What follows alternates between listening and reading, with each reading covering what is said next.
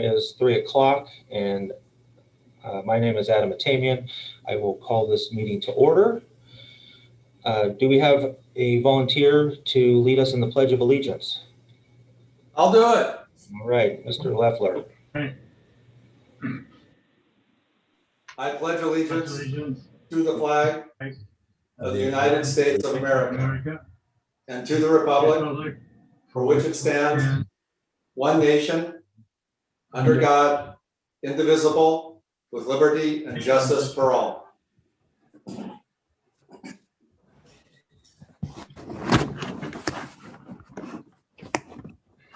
Thank you very much. Shall we do roll call? I will do the roll call. Okay, roll call. All right. Committee member Leffler. Aye. Committee member Bowden. Here. Vice Chair Ewing. Here. And Chair Walsh. Here. All right. Here and ready to run it. So let's go to number 4, which is special orders of business, special presentations. So we'll try to determine the next meeting. So we're gonna get your calendars out. And look at April. And Adam, tell us any dates that look bad for you in there. What do you recommend? Okay, as far as the city's calendar is concerned, let's see, today is the 11th.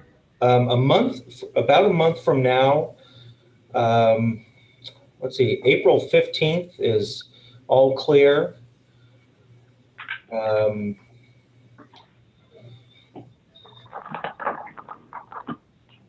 We could do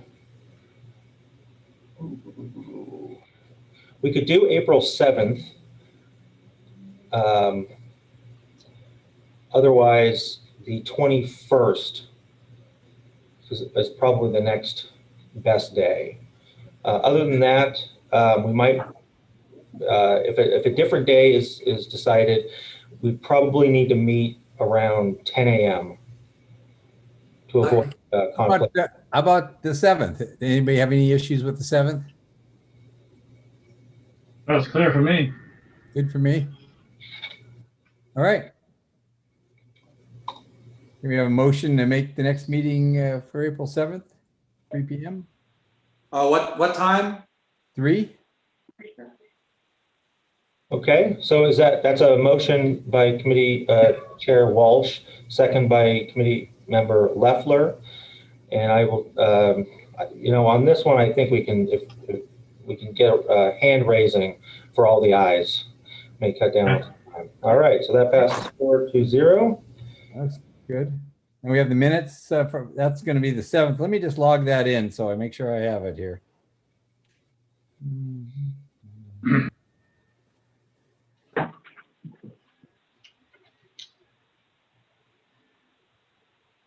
Now, we're still doing Zoom. Is that correct, Adam? That is correct. At this time, it's still a Zoom meeting.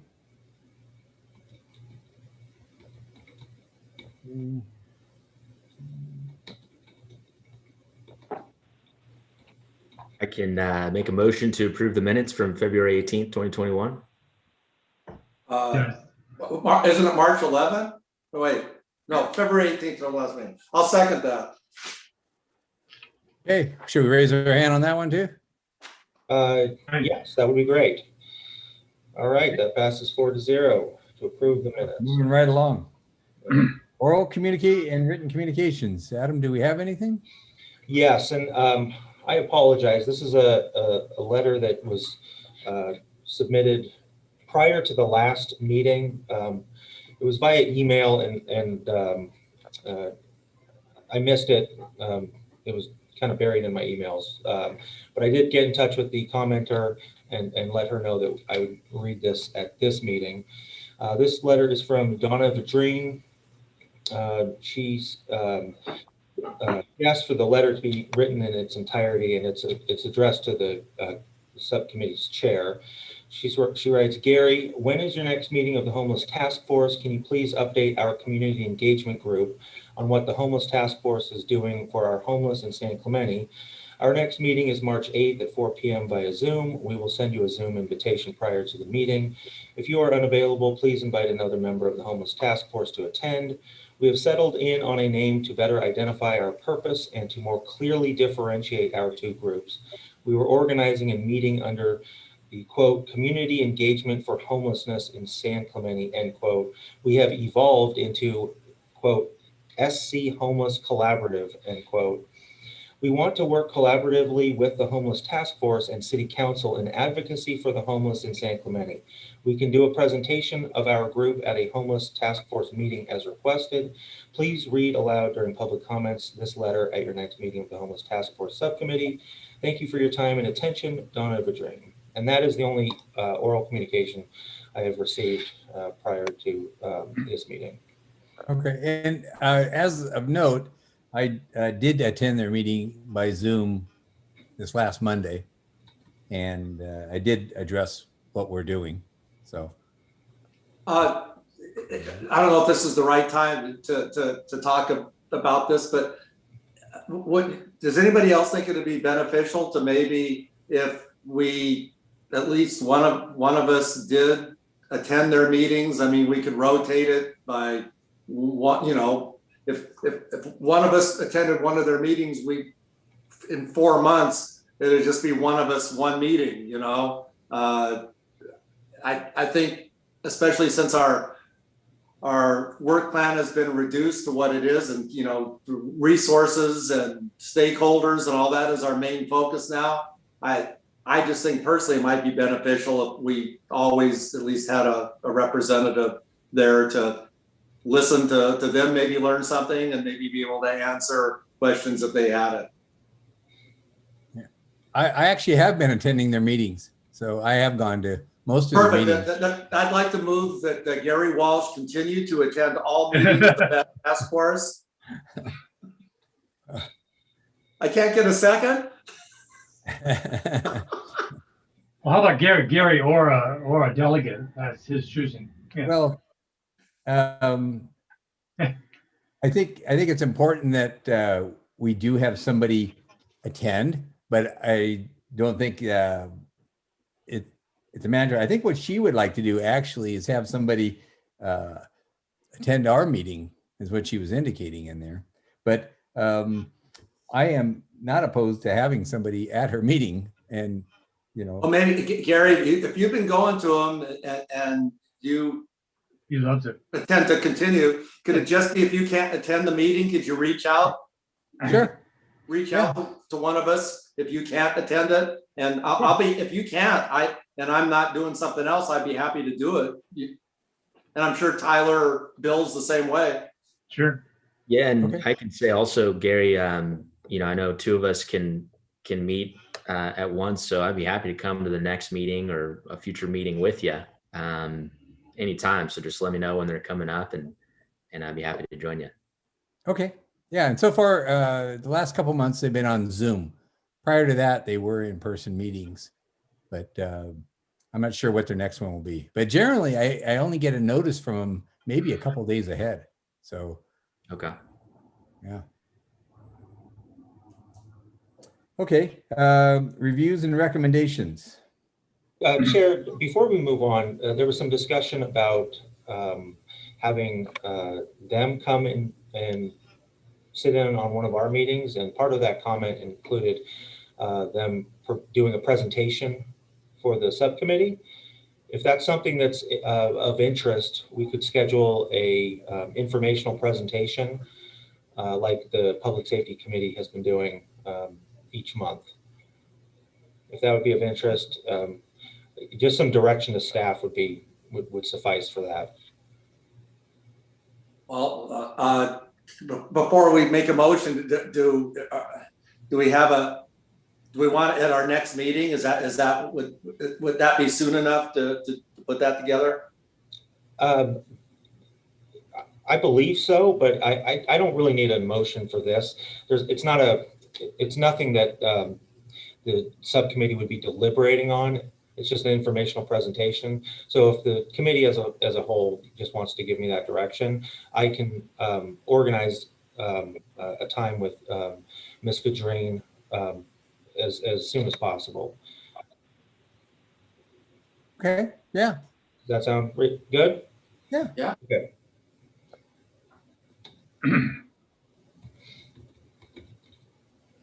Okay. Reviews and recommendations. There's none that I'm aware of. I don't believe we have any new business. Unfinished business. Tyler and Rick, information gathering and presentation and communication coordination.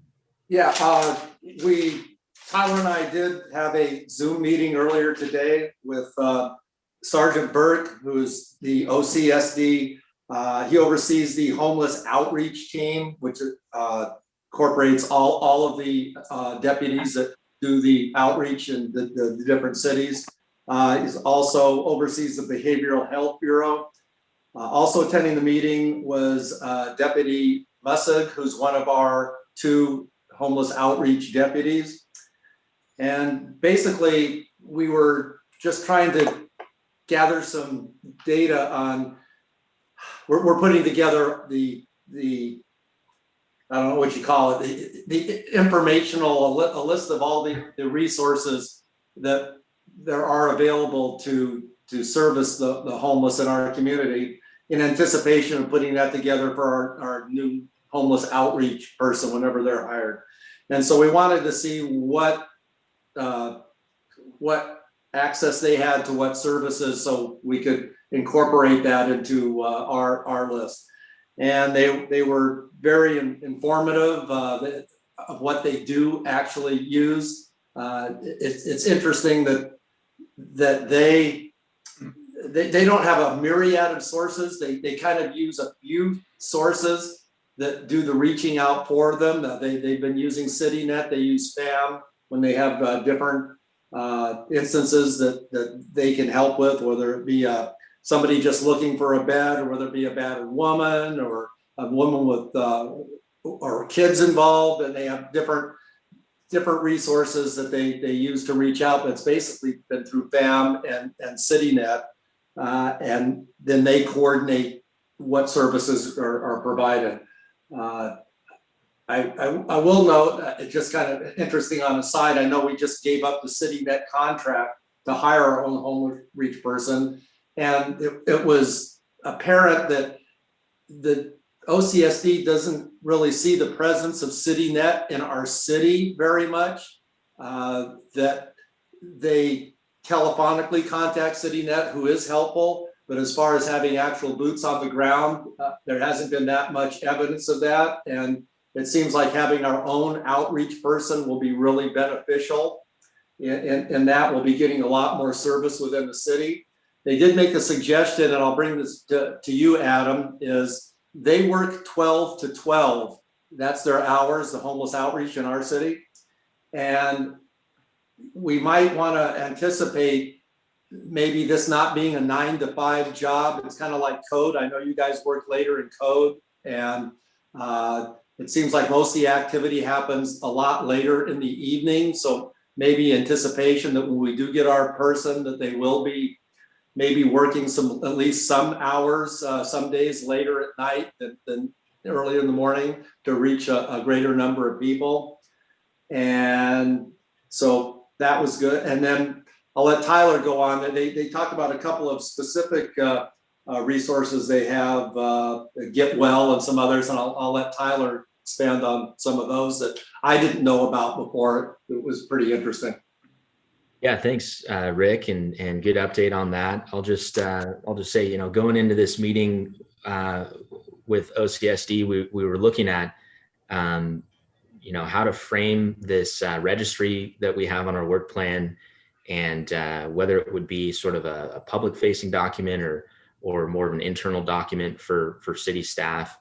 It's kind of listed in both ways in the work plan, so it's not super specific. But coming out of the conversation, it seemed that it really it's a lot of it is these contacts are rotating contacts because people shift in and out of roles in different organizations throughout the county. So having a registry would be, something that shifts on an ongoing basis. And a lot of it has to do with just experiential knowledge in who to contact in what scenario and so on. But I wanted to share something on the screen just for the public's use, which I think would be useful. And OCSD shared some additional resources that we may be able to add to this or just add to some internal documents. So thanks so much, Adam, for sharing that. And I'm sure a lot of us are familiar with this document. It's a pamphlet that was created some time ago, and it's for public use. So, anybody that's looking for contacts related to supporting an individual who's homelessness or who's experiencing homelessness, that can use these contacts to reach out, and this, of course, will be something that our city staff person would be able to utilize as well. They also mentioned OC Links, which is kind of a triage line that can be called within Orange County. It's similar to a 211, which of course is listed on this document, but it's just a different kind of more specific to Orange County triage number. And so that's something that we'll want to incorporate, as well as Be Well. Rick alluded to it. It's a sort of a mental health facility in Orange that's operating, and I think they're going to be expanding into Irvine. And so OCSD will be able to use it as a resource to transport people to, in a case where they may be needing to sober up from some, some use of drugs or alcohol or whatnot. And it seems like it could be beneficial for members of the community as well as our staff person. So those are all, as well as the healthcare agency, which I think is listed here on this document. So didn't want to duplicate our efforts and recreate this document. It already exists, but we're just thinking to add to it and maybe just to add to it in the form of a more internal sort of document. That's sort of where we're thinking. And so to that end, we'll probably be looking to make some contacts with faith groups in San Clemente that may already be working to address homelessness themselves in their own ways, and trying to sort of aggregate their efforts and provide contacts to this incoming staff person, as well as shelters. Obviously, shelters are listed on this document here, but maybe having more direct contacts within the shelters is something that could be useful for that person when they come on. So I'm thinking that, having more of an internal document would be sort of the direction that we'll go with this registry. And because we already have this public facing document that's here. In addition to that, the other, and Adam, you can unshare the screen if you want. I appreciate you sharing it. The other thing that we talked about, which is part of our work plan that Rick and I are working on, is the communication and collaboration, the stakeholders group. And so I mentioned that to the sheriffs, and they were very supportive of the idea. And they mentioned that Dana Point has a group that's sort of similar. And so they have counterparts that work in Dana Point that attend meetings of a similar sort. They coordinate with other groups in Dana Point that are working in homeless outreach, and they're able to share ideas and anecdotal experience with each other to try to support the community as much as they can in being effective. So we, like Rick said, we just had this meeting, but I think next step on that front will be to try to attend or get some more information from that Dana Point group. And so I may ask Adam if we should go through you to reach out to them, or if we could do it directly. But that's definitely kind of top of the list of interests in what we can do working on this. That's all I've got. I have a question for you. And Adam, maybe you can answer this. CityNet, the city council voted to terminate the contract with CityNet. Is that correct? Yes, the contract ended. What was on the last city council meeting was a proposal to extend the contract through the end of March, and the council declined from approving that request. Okay, so is CityNet providing any services in San Clemente at this or not? They are to some degree. I'm not sure so far this week um, what they've done, if anything. There may be some grant funds from the county that they're able to utilize to provide some services here. I know that they were working in the month of March in San Clemente after the end of their contract. So aside from them, I know Mercy House does provide services in the city periodically using some HEAP grant funding. But we anticipate CityNet's contacts diminishing. If I could just add, it's my understanding that the sheriffs are still using CityNet for resources. If they have an incident in San Clemente, they will still call CityNet to see shelter availability and CityNet will refer them. That's going to continue, I believe, because they're being paid by the county to do that. But the boots on the ground is going to end. They just won't be doing physical, interventions and contacts in the city. Yeah, that's basically my understanding as well. Okay. Anything more on those two items? Okay. We'll move on to the best practices and overall homeless strategy. Bill and I have been collaborating on that. Bill, do you want to tell them about our meeting with FAM? I think we had a very successful meeting with Sam. The purpose of the meeting was just to kind of introduce our committee to them and what our role was going to be in the future. And Gary, I don't think had met their principals before, but so it was a good meeting.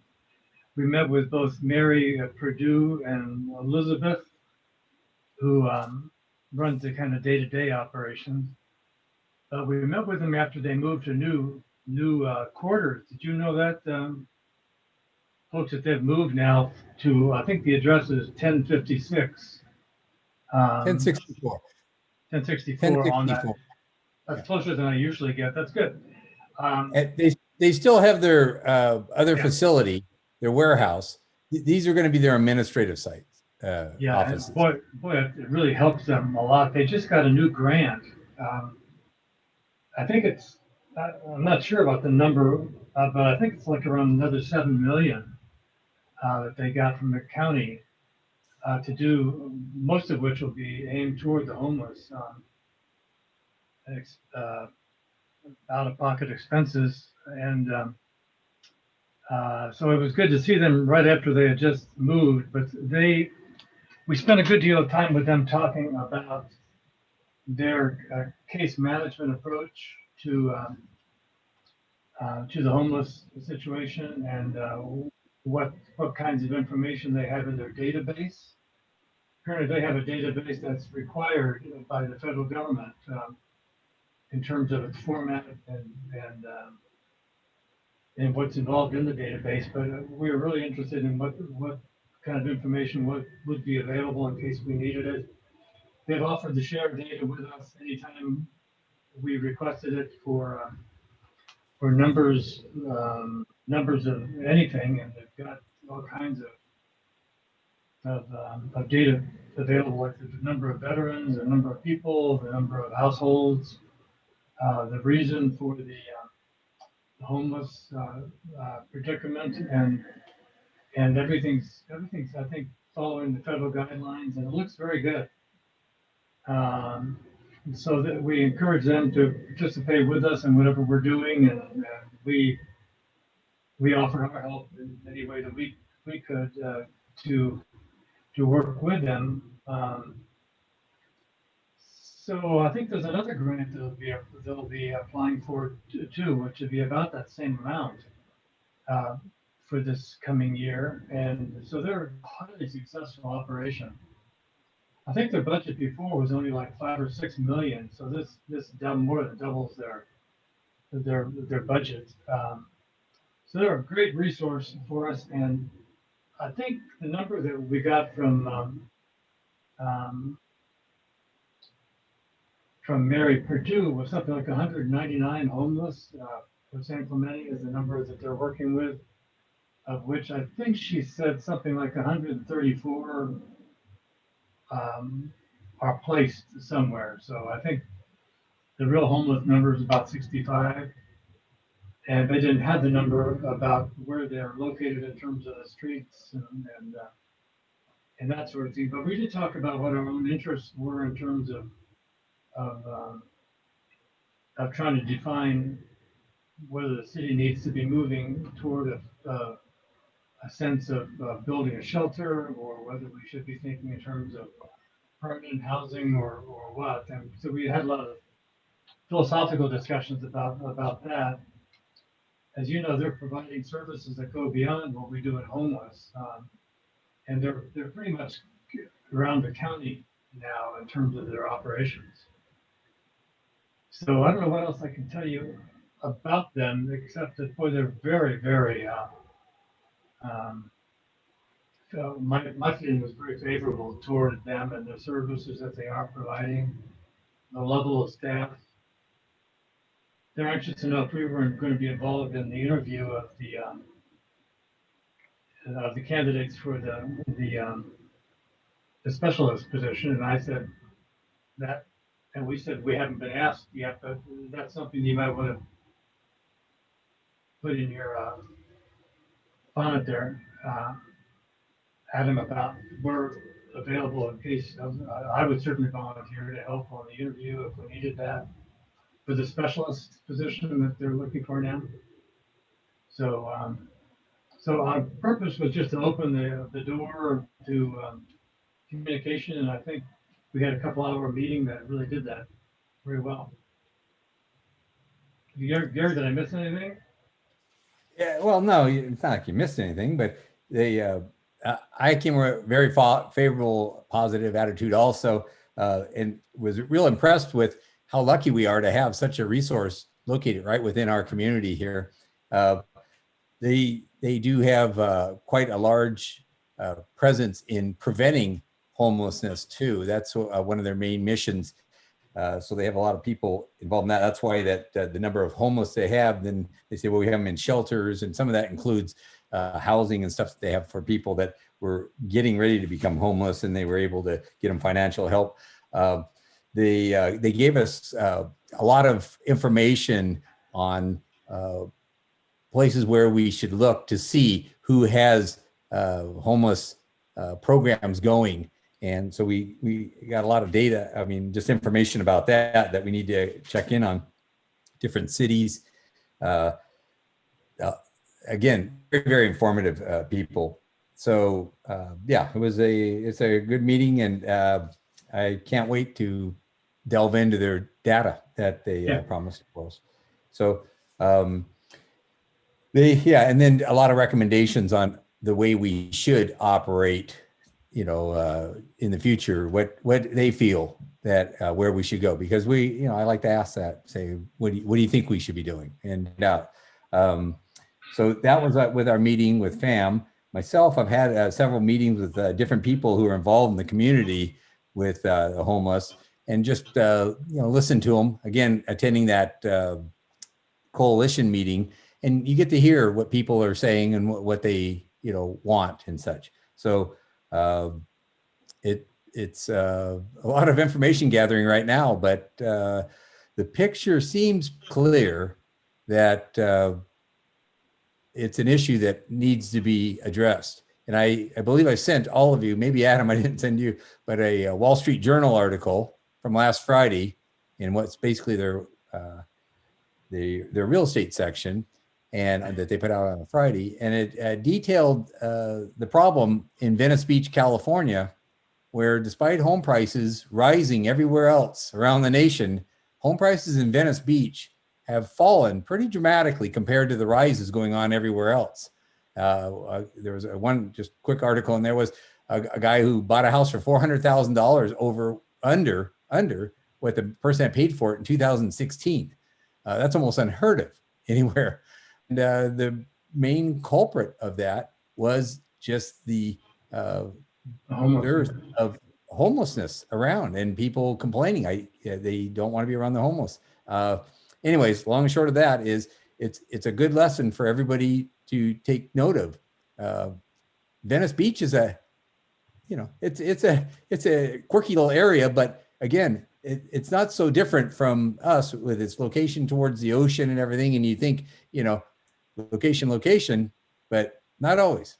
So anyways, Adam, I had a question to ask you. I don't know if this is the best time to ask this, but Bill had tapped onto it about the homeless coordinator, outreach coordinator that we're going to hire.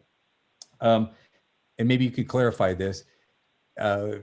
Is there any truth that the homeless outreach coordinator will not be attending our meetings? Is that correct or incorrect? No, the discussion has been regarding what the position will be responsible for, and the majority of the position is an in the field working position. As information comes in, it may be prudent to have this person report to the Joint Homeless Subcommittee, but at this time, that has not been that type of activity has not been finalized as part of a work plan for this specific position. We're expecting to get data that can be shared, but if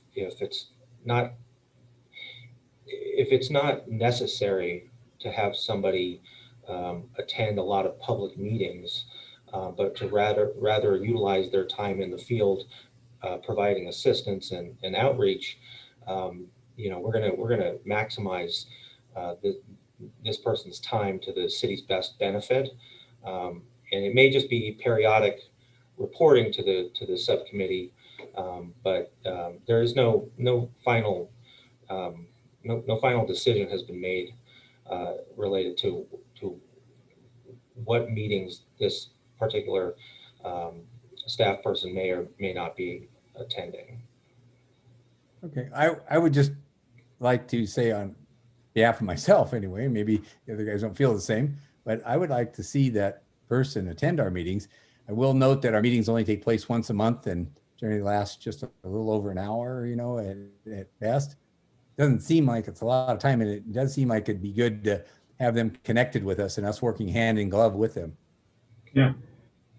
Yeah, I'll add that not only with us, but our meetings are public, and some people do actually listen to them or listen in, and so it would give that person a chance to be the optics of being in the public and kind of give the public, if they want to know what's going on, and it would be a simple method of doing that.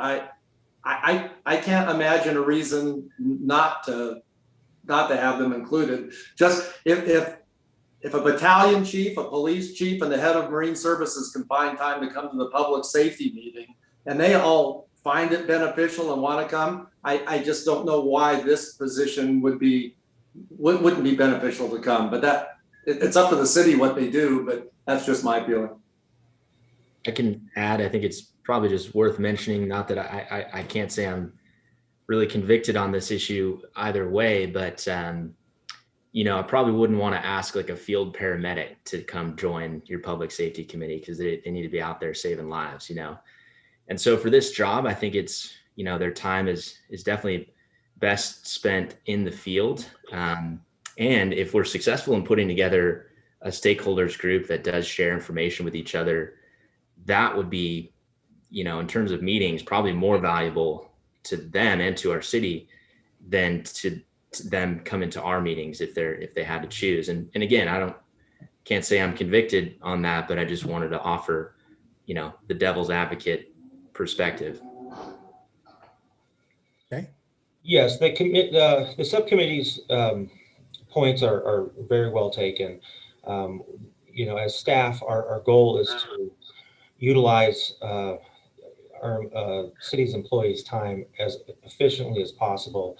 And for this type of position, they typically would not be attending public meetings.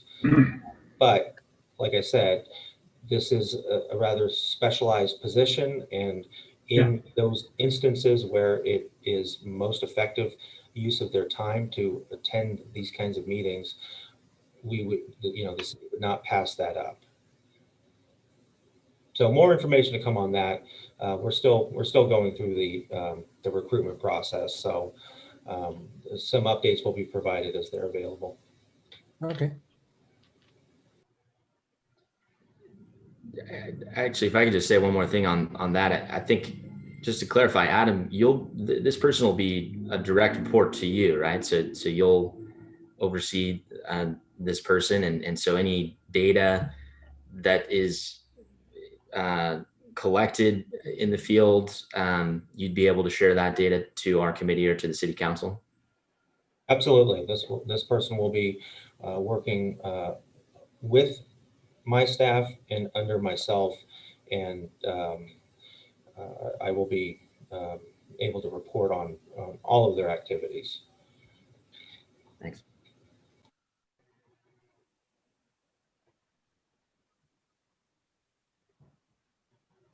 Okay. We don't have anything else, so we'll move on to the next agenda item here. It's reports of committee members and staff. I think all the committee members have basically talked. So Yeah. staff. I do actually. I'm sorry to keep interjecting here, but I had just one thing I kind of forgot to mention as a report from the meeting that Rick and I had with the sheriffs, and I think it's worth mentioning in light of recent council meeting, which is just to say that, you know, in all the efforts and as efficient as we can get when it comes to homeless outreach, the real bottleneck in the process here is the fact that there's no shelter space to bring people to in South County. And so it's encouraging that the council, I think it was the last council meeting, directed staff, I think, to, you know, reach out to our neighboring cities to at least establish some contacts and start the conversations about a potential regional shelter. I think that's, you know, more than anything, probably going to be the most effective way for us to address this issue. And everything we're doing is important. I think it's establishing process and structure to, you know, how homeless outreach is going to be effective in our town. But I just wanted to make it, you know, from an overall homeless strategy point of view, the shelter space, the bed space is probably paramount. And hearing that from the sheriffs today, and obviously hearing it from CityNet every time they gave a report, you know, it definitely, it rings true for sure. So just want to mention that. Okay. Adam, do you have anything for us? I do not. Okay. There a motion to adjourn? I make a motion to adjourn. So moved. I don't want to leave. Raise your hands. Okay, so this is a motion to, and a vote to adjourn to the next special meeting of the Joint Homeless Subcommittee of April 7th, 2021 at 3 p.m. Correct? Very good. Yes. Thank you. All right, thank you very much. Good job, guys. Good job, Gary. Thank you. Thanks, everyone. Thank you. Bye. See you at 6 sometime.